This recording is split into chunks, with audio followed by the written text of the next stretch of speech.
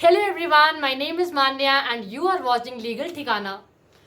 हम लोग कॉन्स्टिट्यूशन में हमेशा पढ़ते हैं कि स्टेट के ऊपर ये रेस्ट्रिक्शन है, स्टेट के ऊपर ये ऑब्लिगेशन है कि लोगों के अपलिफ्टमेंट के लिए स्टेट काम करे, स्टेट के ऊपर रेस्ट्रिक्शंस हैं कि वो आर्बिट्ररी एक्सरसाइज ऑफ पावर ना करे। जी हाँ, तो आज के वीडियो में हम यही समझेंगे कि ये स्टेट क्या है। क्या हमारा दिल्ली यूनिवर्सिटी स्टेट में आता है? क्या जिस सोसाइटी में हम रह रहे हैं वो स्टेट के एम्बिट में आता है? Let's discuss. अब एज आई टोल्ड यू कि हमारे जो फंडामेंटल राइट्स हैं दे आर एनफोर्सिएबल। एनफोर्सिएबल मतलब कि अगर उनका वायलेशन होता है तो we can directly move to the supreme court. Now fundamental rights enforceable होंगे कैसे? सी, फंडामेंटल राइट्स एनफोर्सिएबल होते हैं by the medium of writs, मतलब writs के through we can get a fundamental rights enforced। अब जो writs हैं वो इश्यू होती हैं अगेंस्ट स्टेट। तो अगेन ये स्टेट है क्या? हमारे फंडामेंटल राइट्स की शुरुआती आर्टिकल 12 से होती है जो कि स्टेट बताता है कि what is state. Let's begin. If we read Article 12, then Article 12 says, in this part, unless the context otherwise requires, the state includes government and parliament of India and the government and the legislature of each of the states and all local or other authorities within the territory of India or under the control of government of India। अब हमारे constitution ने state के बारे में बस हमें इतना ही बताया है। सी, अगर हम बात करते हैं, अगर हम इसी डेफिनेशन को हम डिवाइड करें तो we get state includes government and parliament of India, government and legislature of each of the states, local and other authority within the territory of India or under the control of government of India। अब इसी को हम और ज़्यादा classify करते हैं तो we get to know legislature, मतलब यूनियन लेजिस्लेचर में आते हैं हमारे president, Lok Sabha, Rajya Sabha. State legislature में आते हैं governor, state legislative assembly and state legislative council.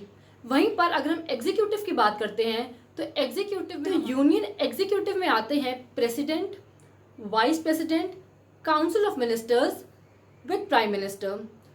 State executive में आते हैं governor, council of ministers with chief minister. ये हो गया state executive, union executive, union legislature, state legislature. अब as per the definition article 12 जो कॉन्स्टिट्यूशन में लिखा हुआ है, as per that definition article 12 includes government and parliament of India. मैंने बता दिया आपको यूनियन लेजिस्लेचर, स्टेट लेजिस्लेचर का क्या सीन है, कौन कौन उसमें आते हैं। Then article 12 tells us that article 12 includes government and legislature of each of the states. हमने स्टेट एग्जीक्यूटिव, यूनियन एग्जीक्यूटिव इसकी बात कर ली, इसमें कौन कौन आता है वो देख लिया हमने। फर्दर मूविंग, आर्टिकल 12 ये बताता है कि apart from these two, article 12 अपने एम्बिट पे इंक्लूड करेगा all other local and other authorities within the territory of India और under the control of government of India. अच्छा, टेल मी, एग्जीक्यूटिव और लेजिस्लेचर का सीन तो हमें clear हो गया कि मतलब ये तो आते ही आते हैं स्टेट के एम्बिट में। What about judiciary? जुडिशरी कहाँ गया? क्या जुडिशरी आता है स्टेट के एम्बिट में? जुडिशरी ने अपने आप को स्टेट नहीं माना, इसमें बहुत कंट्रोवर्सीज हुई, बट जुडिशरी की ये फुटिंग है कि अगर जुडिशरी जुडिशियल फंक्शंस परफॉर्म कर रहा है तब तो वो स्टेट के एम्बिट से बाहर है, बट अगर judiciary non judicial functions perform करता है like functions of administrative nature, उस केस में जुडिशरी स्टेट के एम्बिट में ही काउंट होगी। फॉर एग्जांपल, अगर आप कभी हाई कोर्ट गए होंगे या फिर जाते होंगे तो आपने देखा होगा जितने भी हाई कोर्ट जजेस हैं वो कहीं ना कहीं के एडमिनिस्ट्रेटिव जज हैं। फॉर एग्जाम्पल, लाइक मैं अपना बताऊँ, मैंने जिन लॉर्डशिप के अंडर काम किया था वो बस्ती के एडमिनिस्ट्रेटिव जज थे। तो जब इस तरह का कोई भी काम होता है तब lordship, I mean judiciary, state के एम्बिट में काम करेगी, काउंट होगी। But if the work is of purely judicial nature, judiciary is outside the ambit of state. Executive हो गया, लेजिस्लेचर हो गया, जुडिशरी हो गया। Now moving further, article 12 further local and other authorities की बात करता है। देखिए जनरल क्लॉजेस एक्ट में सेक्शन 3 सबसेक्शन 31 में लोकल अथॉरिटी को डिफाइन कर दिया गया है। उसमें बताया है कि local authority will include municipalities, district board, commissioner, panchayat etcetera. Local authority के एम्बिट में ये सारे लोग आएंगे। बट दिक्कत आती है अदर अथॉरिटी में। अब कॉन्स्टिट्यूशन ने तो लिख दिया अदर अथॉरिटी, बट ये अदर अथॉरिटी है क्या? दिक्कत इसलिए है क्योंकि अदर अथॉरिटी कहीं पे भी डिफाइंड नहीं है। अदर अथॉरिटी के एम्बिट में क्या क्या आ सकता है ये कहीं पे दिया ही नहीं हुआ है। बट जिसका कोई नहीं होता है उसका सुप्रीम कोर्ट हाई कोर्ट होता है। तो we will rely on the rulings given by various high court as well as supreme court. तो 1954 में केस आता है university of Madras versus Shantabai का। इस केस में क्वेश्चन ये उठा कि क्या यूनिवर्सिटी ऑफ मद्रास स्टेट के एम्बिट में, स्टेट के डेफिनेशन में काउंट होगी। इस केस में एक कॉन्सेप्ट पता लगा इजस्डम जनरिस का। ये एक लैटिन वर्ड है जिसका मतलब होता है of the same kind. For example, अगर किसी लेजिस्लेशन में लिखा हुआ है जीप, मोटरसाइकिल, कार, बस, cycle, tractor, truck etcetera etcetera etcetera, अगर ये लिखा हुआ है तो एज पर द इजस्डम जनरिस अप्रोच हम ये इससे कंक्लूजन इन्फ्रेंस ड्रॉ करेंगे कि ये पूरी ऑटोमोबाइल की बात कर रहा है। Ejusdem generis means of the same kind, मतलब जो बात चल रही है उसी के बात आगे फर्दर एक्सेट्रा सेक्टर में कंटिन्यू हो गई है। अब आर्टिकल 12 के अगर एम्बिट में बात करें तो आर्टिकल 12 यही बताता है कि आर्टिकल 12 में गवर्नमेंट एंड पार्लियामेंट शामिल हो जाएगा, government and legislature of each of the state शामिल हो जाएगा, एंड लोकल अथॉरिटीज और अदर अथॉरिटीज। द वर्ड और हैज बीन यूज्ड, और अदर अथॉरिटीज मतलब कि ऐसी ही जो चलती चली आ रही है ऐसी और भी जो दूसरी अथॉरिटीज होंगी वो काउंट होंगी स्टेट के एम्बिट में। सी लॉ में 2+2 4 नहीं होता है, इतना स्ट्रेट जैकेट लॉ होता नहीं है, बस लगता है वो लोगों को। सी हमेशा स्टेट में क्या काउंट होगा क्या काउंट नहीं होगा इसके कुछ पैरामीटर्स दिए गए हैं। We will discuss that. Firstly, इस केस में university of Madras versus Shantabai में कोर्ट ने ये बोला था कि यूनिवर्सिटी ऑफ मद्रास स्टेट के डेफिनेशन में नहीं काउंट होगा बिकॉज यूनिवर्सिटी ऑफ मद्रास कोई भी गवर्नमेंटल फंक्शंस नहीं परफॉर्म कर रहा है। तो इसलिए इजस्डम जनरिस की अप्रोच तो यही बताती है कि जो जो गवर्नमेंटल फंक्शंस फॉलो कर रहे हैं लाइक लोकल अथॉरिटीज़ हो गए और पार्लियामेंट हो गया, लेजिस्लेचर हो गया, उस नेचर को जो जो काम कर रहे हैं वो सब स्टेट के डेफिनेशन में आएगा। बट यूनिवर्सिटी ऑफ मद्रास ऐसा कोई भी काम नहीं कर रही है, सो इस स्टेट के एम्बिट से बाहर रखा गया। 1961 में आया दूसरा case Ujjambai versus state of UP. Ujjambai versus state of UP में कोर्ट ने इजस्डम जनरिस की अप्रोच को हटा दिया। कोर्ट ने ये बोला कि इतना आप एक सिंगल कैटेगराइजेशन नहीं कर सकते हैं कि ये स्टेट हो जाएगा। कोर्ट ने बोला कि जब भी हम आर्टिकल 12 का इंटरप्रिटेशन कर रहे हैं तो उसमें हम एक सिंगल कैटेगरी में इसको नहीं रख सकते हैं कि हम फट से देखते ही बता दें कि हाँ ये गवर्नमेंटल फंक्शंस परफॉर्म कर रहा है तो हाँ ये स्टेट होगा। एक रैशनल बेसिस होना चाहिए। मोर ओवर कोर्ट ने ये बोला कि आर्टिकल 12 में कोई कॉमन जीनस नहीं है, जैसे कि जस्डम जनरिस अप्रोच जो हमें बता रही थी कि ऑफ द सेम काइंड जो फ्लो आ रहा है उसी फ्लो में चीज़ें बहती जाएंगी बहती जाएंगी बहती जाएंगी, ऐसा नहीं होगा। इतना स्ट्रेट जैकेट कोर्ट ने बोला कि इतना स्ट्रेट जैकेट फॉर्मूला हम नहीं लगा सकते हैं। एक रैशनल बेसिस होना चाहिए टू क्लासीफाई द थिंग्स। ज़रूरी नहीं है कि जो चीज़ें गवर्नमेंटल नेचर के फंक्शंस परफॉर्म नहीं कर रही है फिर मेयरली परफॉर्म कर रही है वो सब स्टेट हो ही हो। 1967 में एक दूसरा केस आता है Rajasthan electrical board versus Mohanlal. इसमें ये क्वेश्चन उठा कि क्या राजस्थान इलेक्ट्रिसिटी बोर्ड स्टेट है, स्टेट माना जाएगा इसको।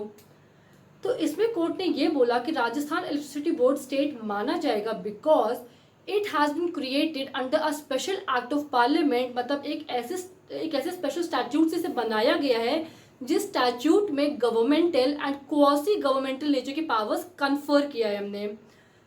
तो ऐसे सिनेरियो में हम इसको स्टेट के एम्बिट में काउंट करेंगे। अगला केस आया सुखदेव वर्सेस भगत राम का। इसमें ये क्वेश्चन उठा कि क्या LIC ONGC स्टेट के एम्बिट में काउंट होगी। अगेन कोर्ट ने यही बोला कि these are made under special act of parliament and they are very closely performing governmental और सॉवरेन फंक्शंस, इसलिए इसको भी LIC ONGC को भी हम स्टेट के एम्बिट में रखेंगे। अब देखिए कुछ समझ में नहीं आ रहा है। पहले बोला कि इजस्डम जनरस, दूसरे में बोला इजस्डम जनरस नहीं, तीसरे में बोला कि अगर कोई स्पेशल एक्ट ऑफ पार्लियामेंट से कोई स्टैट्यूट से कुछ बन रहा है उसको स्टेट मानेंगे। सब गोलमाल है, सब गोलमाल है। देखिए 1979 में एक अगला केस आया RD Shetty versus international airport authority. इस केस में ये क्वेश्चन उठा कि क्या इंटरनेशनल एयरपोर्ट अथॉरिटी कोर्ट के एम्बिट में काउंट होगी। तो ये बताया गया, इस केस ने कुछ पैरामीटर्स बताए कि अगर ये पैरामीटर्स फुलफिल हो रहे हैं तो वो इंस्ट्रूमेंटलिटी मतलब कि वो एंटिटी स्टेट के डेफिनेशन में काउंट होगी। पैरामीटर्स लाइक उस एंटिटी का, उस कॉरपोरेशन का entire share capital is held by the government, state का डीप एंड परवेसिव कंट्रोल हो, उस एंटिटी की फाइनेंशियल असिस्टेंस स्टेट के द्वारा इतनी हो कि उस कॉरपोरेशन का जितना एक्सपेंडिचर है दैट इज मेट, वो एंटिटी बहुत ही क्लोजली गवर्नमेंटल या फिर सॉवरेन नेचर के फंक्शंस परफॉर्म कर रही हो। अगर ये सारे पैरामीटर्स फुलफिल हो रहे हैं तो यस, वो एंटिटी को हम स्टेट मानेंगे। इस केस में ये बताया गया कि इंटरनेशनल एयरपोर्ट अथॉरिटी स्टेट है क्योंकि वो बहुत ही ज़्यादा क्लोजली गवर्नमेंटल फंक्शंस प्रोवाइड कर रही है and also it is an instrumentality or we can say it is an agency of central government, इसलिए इसको स्टेट माना गया। अगला केस आता है Som Prakash versus union of India का। इस केस में ये क्वेश्चन उठा कि इंडियन पेट्रोलियम कॉरपोरेशन क्या स्टेट के एम्बिट में काउंट होगा। तो इसमें ये बताया गया कि इंडियन पेट्रोलियम कॉरपोरेशन को स्टेट माना गया इस केस में, मतलब इसको स्टेट माना जाता है क्योंकि इस केस में ये बोला गया कि इंडियन पेट्रोलियम कॉरपोरेशन एक पब्लिक अथॉरिटी है और वो पब्लिक अथॉरिटी जो कि बेनिफिट ऑफ स्टेट के लिए फंक्शन कर रही है एंड अपने सारे पब्लिक फंक्शंस एंड ड्यूटीज़ जितनी ट्रांजैक्शंस हैं वो सारी वो स्टेट के बेनिफिट के लिए परफॉर्म कर रही है, इसलिए इंडियन पेट्रोलियम कॉरपोरेशन को बोला गया स्टेट है ये। एक और केस आता है अजय हासिया वर्सेस खालिद मुजिब का। इस केस में ये बोला गया था कि regional engineering college Srinagar other authorities में स्टेट के डेफिनेशन में आता है। प्लस इस केस में बोला गया था कि RD शेट्टी वाले केस में जितने भी पैरामीटर्स ले डाउन किए थे वो सारे पैरामीटर्स एक कंक्लूसिव टेस्ट नहीं है। कंक्लूसिव टेस्ट जो होगा वो होगा facts of each and every case. ये जो RD शेट्टी के पैरामीटर्स है, कोर्ट ने ये बोला कि ये सिर्फ एक मेयर इंडिकेशन है कि आप इसको दिमाग में रख सकते हो, you can use it with care and caution, but if you say that this is a conclusive test, then this is not a conclusive test, said in the case of Ajay Hasia versus Khalid Mujib। फिर एक case आता है चंदन Mohan versus NCERT का। इस case में ये question उठा कि क्या NCERT को स्टेट के एम्बिट में काउंट करेंगे, मतलब अदर अथॉरिटीज़ में क्या हम इसको इंटरप्रेट कर सकते हैं।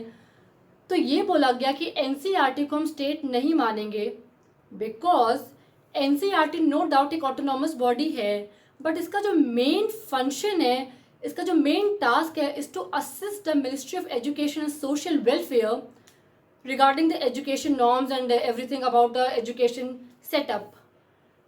तो ये कोई गवर्नमेंटल फंक्शन नहीं परफॉर्म कर रही है, ये सिर्फ एक असिस्टेंस का काम दे रही है। सो इसलिए NCERT को हम स्टेट नहीं मानेंगे। I told you her case के फैक्ट से हम ये डिसाइड करेंगे कि क्या स्टेट है क्या स्टेट नहीं है। As told in Ajay Hasia versus Khalid Mujib case, Sabarjeet Tiwari versus union of India में ये बोला गया कि CSIR स्टेट नहीं है, बट इसी केस को ओवररूल कर दिया था Pradeep Kumar Biswas versus Indian institute of chemical biology के केस में, जिसमें ये बोला था कि CSIR स्टेट है। प्रदीप कुमार बिस्वास के केस में ये बताया गया कि कोई भी एंटिटी अगर फंक्शनली, फाइनेंशियली एंड एडमिनिस्ट्रेटिवली अगर वो deep and pervasive control of state के अंडर में है, तब that particular entity would be treated as a state, and CSIR is subject to financial assistance from the government, so CSIR would be counted as a state. फिर 2005 में Zee telefilms versus union of India में ये बात उठी, क्या BCCI state है? मतलब board of control for cricket in India, BCCI क्या स्टेट है? इस केस में ये बोला गया कि बीसीसीआई स्टेट नहीं है बिकॉज ये किसी स्टैट्यूट से नहीं बनी है। सेकेंडली, इसको जो फाइनेंशियल असिस्टेंस है वो गवर्नमेंट प्रोवाइड नहीं करता है, एंड थर्डली इसका जो शेयर कैपिटल है that is not held by the government, so ये स्टेट के एम्बिट में नहीं काउंट होगा। Now why I have told you so many cases, because ये सारे केसेस प्रीलिम्स में बहुत ही ज़्यादा हाईलाइटेड क्वेश्चंस होते हैं। Every exam, whether you give any exam, ये क्वेश्चंस आते हैं। मोर ओवर, अगर आपको एग्जाम नहीं भी दे रहे हो, नहीं भी आप प्रिपेयर कर रहे हो, स्टिल अगर आप जिंदगी की विंडो सीट पर हो, you should do all this. Thank you, keep learning, keep watching legal ठिकाना, कीप लर्निंग। Thank you.